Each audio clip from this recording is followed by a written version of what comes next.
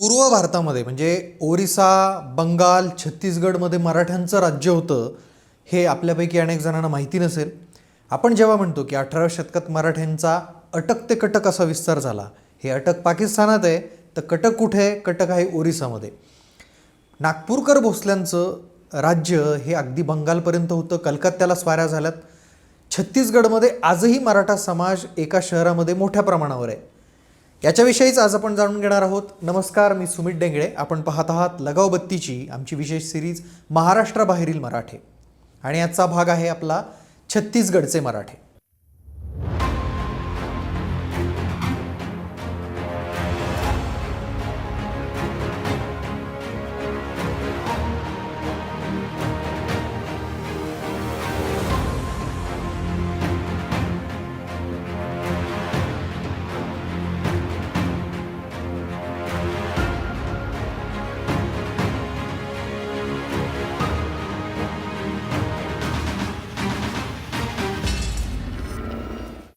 पूर्व भारतामध्ये म्हणजे छत्तीसगड, ओरिसा, बंगालपर्यंत मराठ्यांचं राज्य होतं, आणि तो सत्ता विस्तार कुणी केला तर तो नागपूरकर भोसले घराण्यानं केला. तर आपण आधी नागपूरकर भोसले घराण्याविषयी आधी बघूयात आणि मग तिकडे येऊयात. नागपूरकर भोसले घराणं मराठेशाहीतलं एक मातब्बर सरदार घराणं. 18व्या शतकामध्ये खरं म्हणजे शाहू महाराजांच्या काळात सत्ता विस्तार चालू झाला असं आपण म्हणतो. नागपूरकर घराण्याचे मूळ पुरुष हे परसोजी भोसले किंवा त्यांचे वडील मुधोजी भोसले.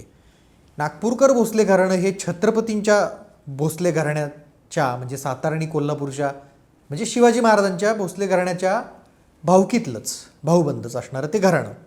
पुणे जिल्ह्यात हिंगणी बेर्डी नावाचं त्यांचं तसं मूळ गाव किंवा नंतर वतन जहागीर त्यांना सातारा जिल्ह्यातलं देऊर गाव होतं, तिथले ते.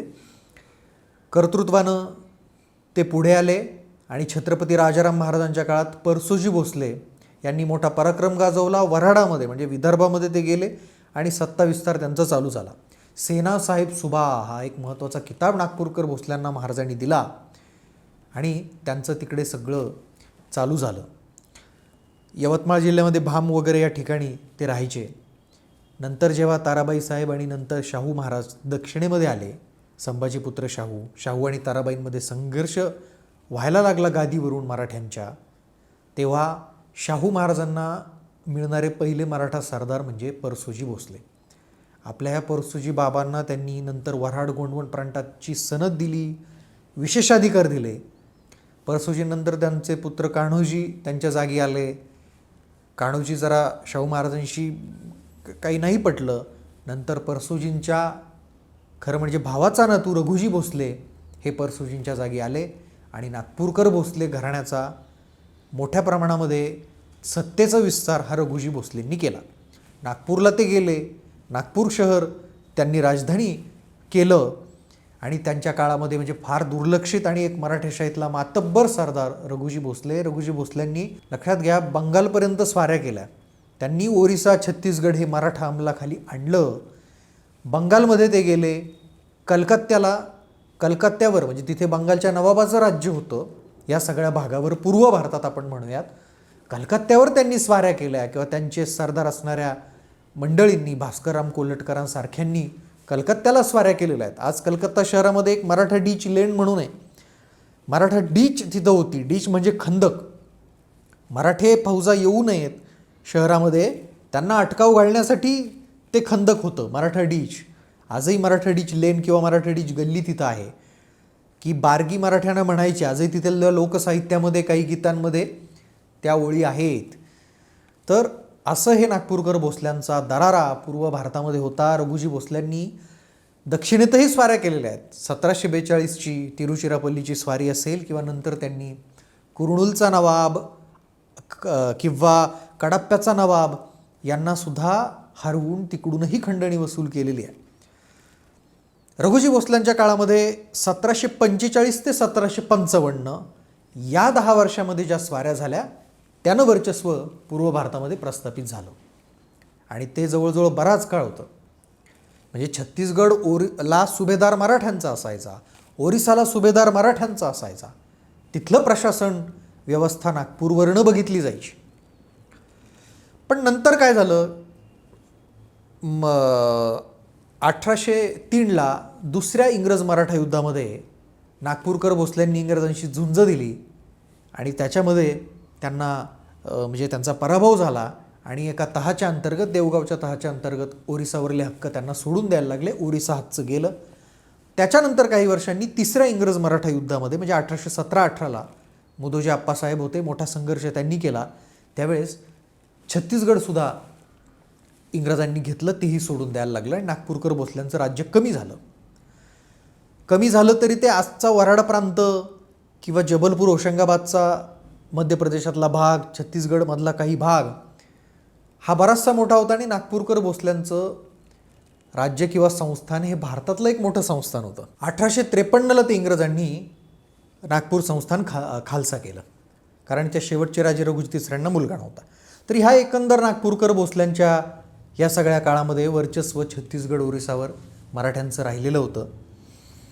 ओरिसाच्या जगन्नाथपुरीच्या मंदिराला सुद्धा नागपूरकर भोसल्यांनी इनाम जमिनीसुद्धा दान दिल्या होत्या. ही महत्त्वाची गोष्ट खरं म्हणजे आहे. छत्तीसगडबद्दल जर बोलायचं झालं तर छत्तीसगडमध्ये मराठ्यांची सत्ता होती.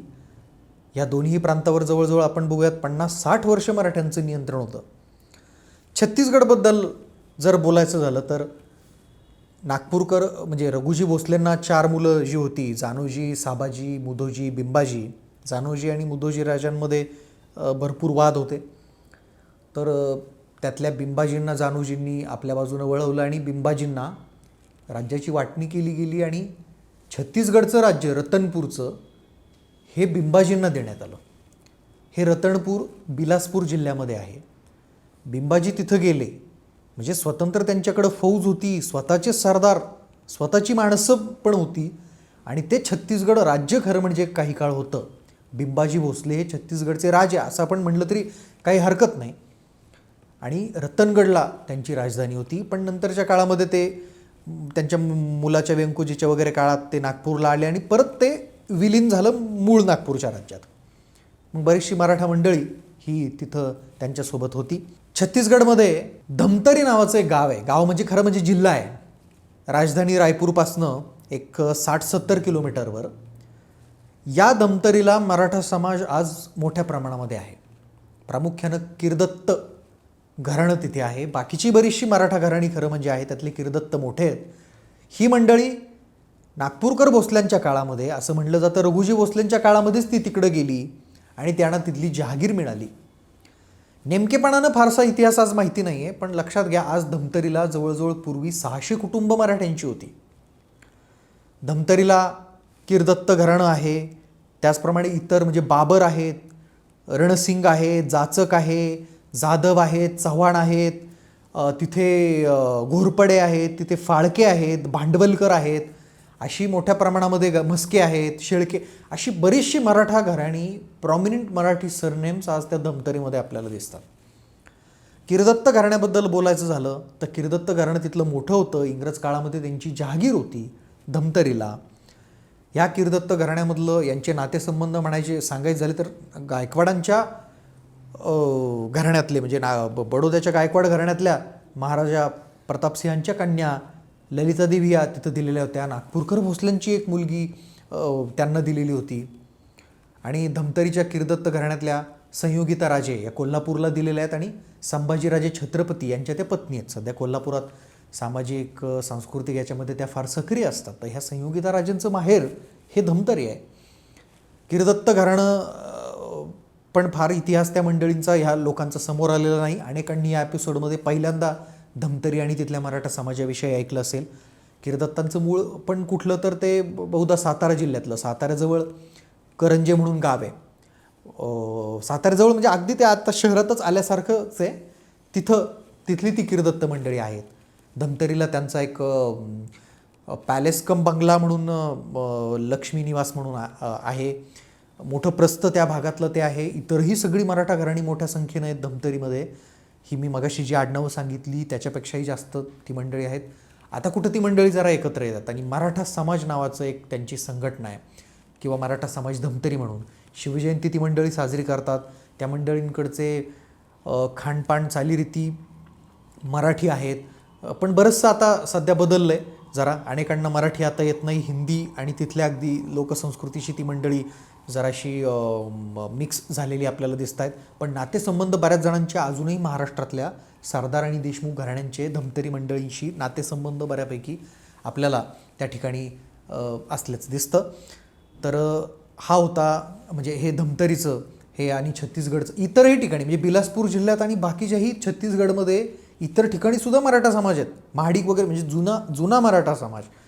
तर हे खरं 18व्या शतकातल्या मराठ्यांच्या सत्ता विस्ताराचं किंवा नागपूरकर भोसल्यांच्या या सगळ्या इतिहासाच्या गौरवशाली वारसा, गौरवशाली पाऊलखुणा आपल्याला पूर्व भारतामध्ये बघायला मिळतात.